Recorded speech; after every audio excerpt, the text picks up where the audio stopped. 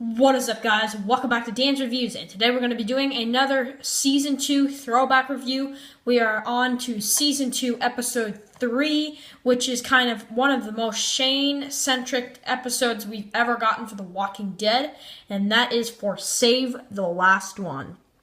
Save the Last One was a really fantastic episode. One of my favorites from the first half of Season 2. Season 2 had a lot of slow burner episodes, but this was definitely not one of them. This was a fantastic episode. Bloodletting, as you know, if you saw that review, I'll link that in the description below. It was not a great episode in my opinion. The premiere was great. The second episode I did not like, and this episode right here was a fantastic Shane episode. Now, at the beginning of the episode, we see him shaving his head, and we don't really understand why. But then we kind of notice at the end that, we kind of know why he's shaving his head at the end of the episode.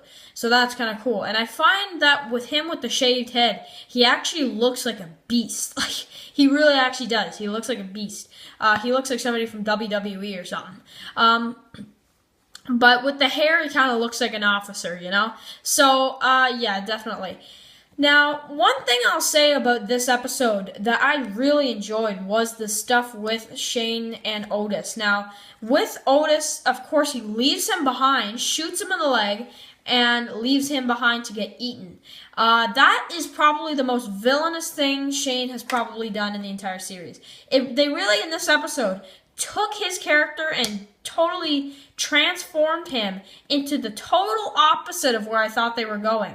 I thought that he was going to be a good guy. I thought he was going to be like Rick's right-hand man.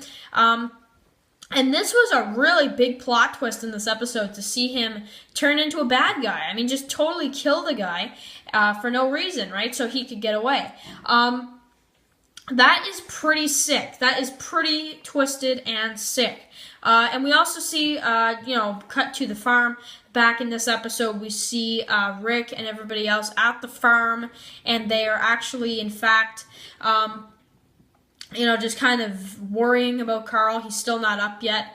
He has a seizure in this one, which was pretty interesting. I think it was either in this one or Bloodletting. Bloodletting and Save the Last One. Some of the stuff with Carl kind of blends in to both episodes. I kind of have a hard time thinking of when he had that seizure. I think it was in episode 3, I believe. It was in this episode. But yeah, then we also see Daryl and Andrea. They're out in the road. Carol is still crying and grieving over Sophia. And at this point, when I was watching it, I was like, man, it's been a few episodes we saw her. Is she dead? Is she not? We were still getting those questions almost like over half of this season long. That's crazy. But just to find out that she was in the barn the entire time and she was a walker, that's something right there. Now, also in this episode, I think that this episode has no issues. I don't have any issues with this episode. I really also like when Rick's telling like a couple stories about Shane, and I don't know, I'm a big fan of that. I'm a big fan of this episode. And just John Bernthal, man, and also he twists his leg in this one.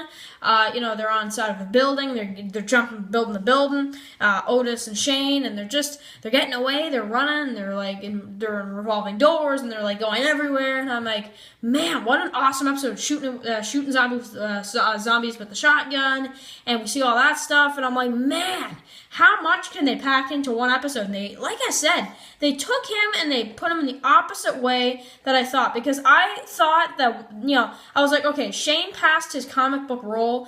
Now, at this point, I was thinking, okay, they'll probably do something different. They'll probably make him a good guy instead. And no, that is not what happened. They just made him last longer and became a jerk, just like in the comic book series. But I would say he was a more jerk in the comic book series. But in the TV series, there's some parts where I actually understand Shane's, decisions and what he's doing. Just my opinion. But Shane, yeah, man, just what an awesome character kind of turn. We didn't really expect this kind of turn for his character in this episode. A lot of people hate Shane. I really get Shane's character.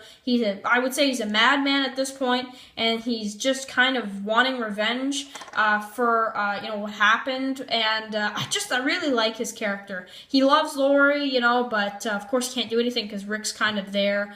He's acting like he was in the way, which that's not true, but he's just angry, right?